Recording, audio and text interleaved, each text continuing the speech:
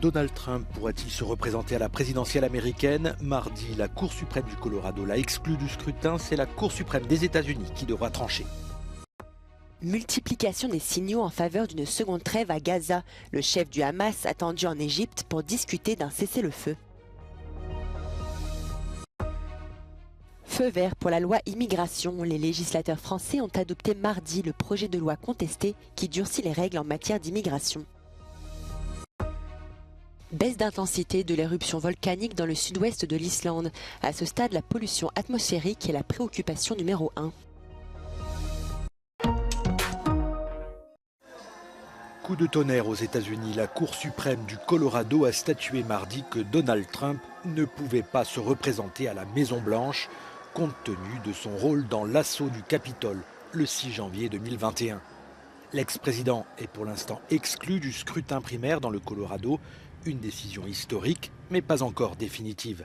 Le porte-parole de Donald Trump a dénoncé une décision antidémocratique et annoncé la saisine de la Cour suprême des États-Unis qui devra trancher.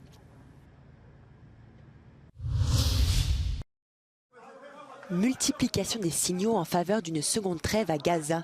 Le chef du Hamas devait se rendre en Égypte ce mercredi pour discuter d'un cessez-le-feu. De son côté, Israël a indiqué être prêt à accepter une nouvelle pause en échange de prisonniers.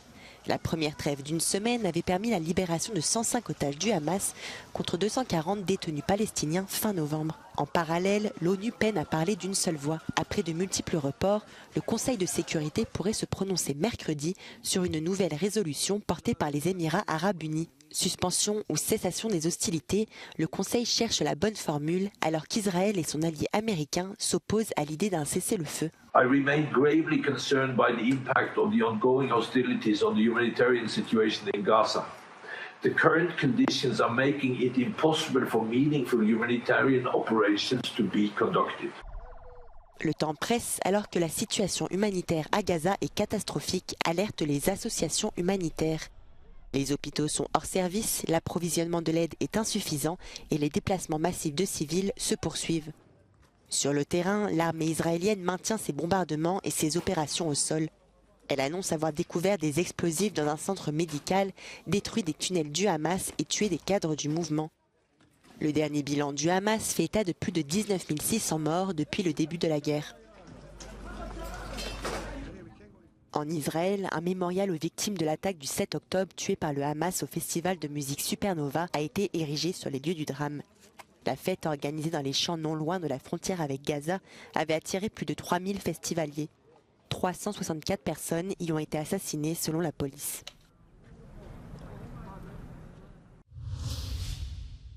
Feu vert pour la loi immigration. Les législateurs français ont adopté mardi un projet de loi contesté qui durcit les règles en matière d'immigration. Les macronistes ont finalement trouvé un compromis avec les républicains pour voter le texte sans avoir besoin des votes du Rassemblement national qui soutenait également le projet. Alors que des rumeurs affirmaient que des ministres allaient démissionner pour marquer leur désaccord, la première ministre soutient qu'il n'y a pas de crise dans la majorité. De son côté, le ministre de l'Intérieur Gérald Darmanin soutient que ce projet de loi bénéficie aux migrants légaux tout en protégeant les travailleurs français. Aucun président de la République, aucun gouvernement, aucune majorité, même François Mitterrand en 1981, n'a pas mis dans la loi de la République la fin d'hypocrisie. Régularisons ceux qui travaillent, ce sera 10 000 régularisations en plus dès l'année prochaine. Ce sera l'acquis de la majorité de ce texte. Le projet de loi original a dû être remanié et durci comme demandé par la droite.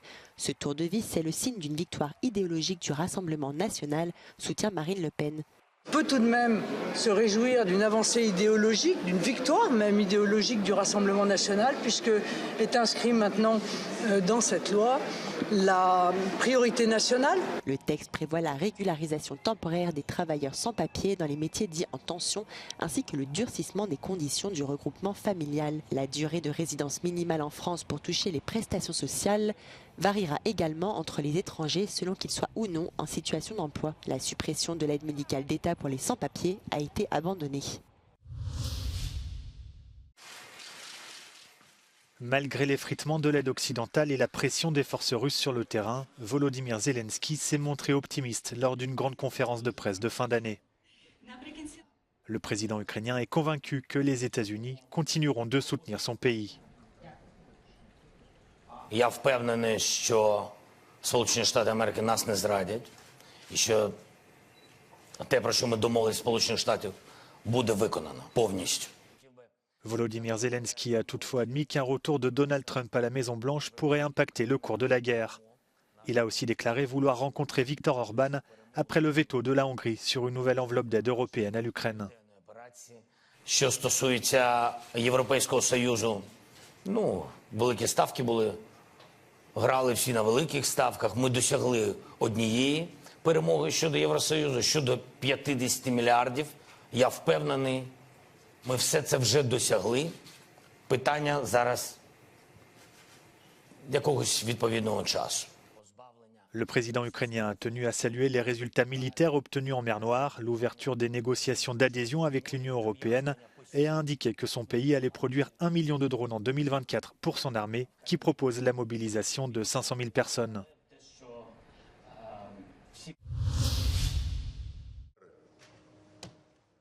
Le dirigeant russe Vladimir Poutine a déclaré ce mardi que ses troupes gardaient l'initiative en Ukraine.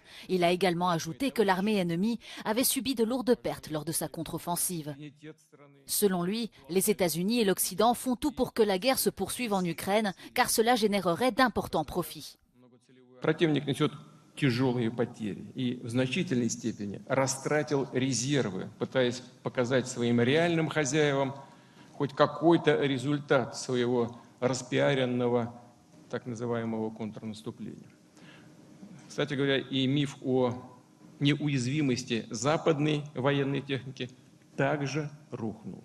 Le ministre russe de la Défense, Sergueï Shoïgu, a déclaré que les troupes russes contrôlent désormais en Ukraine un territoire 5 fois plus grand que celui occupé par les pro-russes avant février 2022. Selon lui, l'armée ukrainienne aurait perdu plus de 383 000 hommes depuis le début du conflit.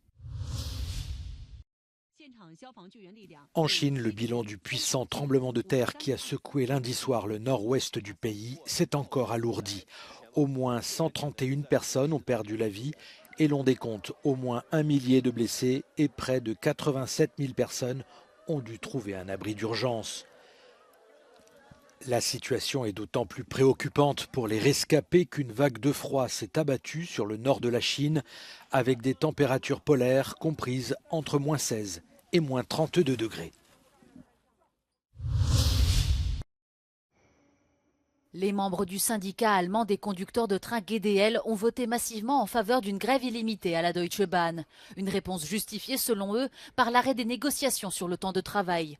Le personnel réclame de meilleures conditions salariales et une charge hebdomadaire ramenée de 38 à 35 heures pour certains collaborateurs sans réduction de salaire. Une mesure qui, selon le syndicat, augmenterait l'attractivité auprès de la jeune génération. La demande a été jugée irréaliste par la société de chemin de fer. Le syndicat assure qu'aucun mouvement social important n'aura lieu avant le 8 janvier.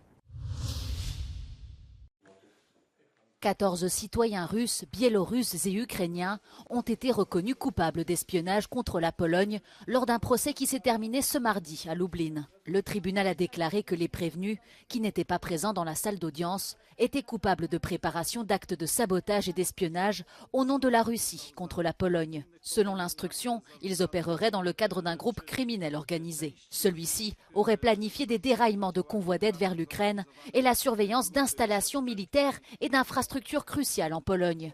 Leurs peines vont d'1 mois à 6 ans de prison. 2 autres membres présumés du réseau, qui ont retiré leur plaidoyer de culpabilités initiaux, seront jugés séparément. Selon les enquêteurs, les membres du réseau recevaient des ordres via l'application de messagerie Telegram et étaient payés en crypto-monnaie. Ils auraient également distribué des documents de propagande incitant à la haine envers le peuple ukrainien. Les médias polonais ont rapporté que les sommes perçues allaient de 300 à environ 10 000 $. 857 millions de dollars, c'est le montant des dommages-intérêts que devra verser le groupe Monsanto à d'anciens élèves et parents bénévoles d'une école américaine. Ces derniers avaient été exposés à des PCB, des polluants dits éternels. Contenus dans les éclairages pour limiter les risques d'incendie, ces polluants auraient eu des effets néfastes sur la santé des plaignants. Monsanto a annoncé qu'il comptait faire appel. La justice a déjà condamné le groupe à plusieurs reprises à verser des indemnités à d'autres professeurs, étudiants et parents de cette même école.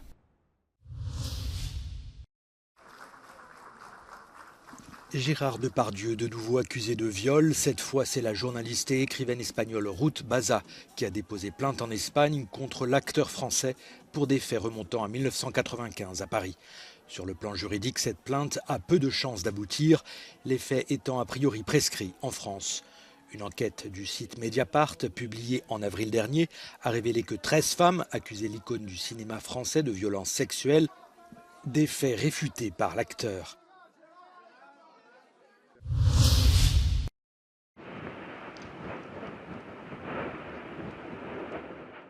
L'intensité de l'éruption volcanique dans le sud-ouest de l'Islande a considérablement diminué en 24 heures. Des fontaines de magma jaillissent toujours de la faille de 4 km dans un spectacle époustouflant. L'Office météorologique islandais estime que des centaines de mètres cubes de lave par seconde ont coulé dans les 2 premières heures de l'éruption lundi. Suite à un pic d'activité sismique, la commune pittoresque de Grindavik avait été évacuée en novembre. À ce stade, la pollution au gaz est la préoccupation numéro 1. Les émanations pourraient bientôt atteindre la capitale Reykjavik, située à 42 km au nord-est de Grindavik. L'odeur de fumée et de cendres s'y répand déjà, mais pas de quoi inquiéter les volcanologues. So behind me we have Iceland's newest addition that started out last night, and it's slowly getting more quiet, but it might last a long time, might last a short time, who knows? L'éruption volcanique contemporaine la plus perturbatrice remonte à 2010. Le volcan Eyjafjallajökull avait projeté d'énormes nuages de cendres dans l'atmosphère et entraîné des fermetures généralisées de l'espace aérien européen.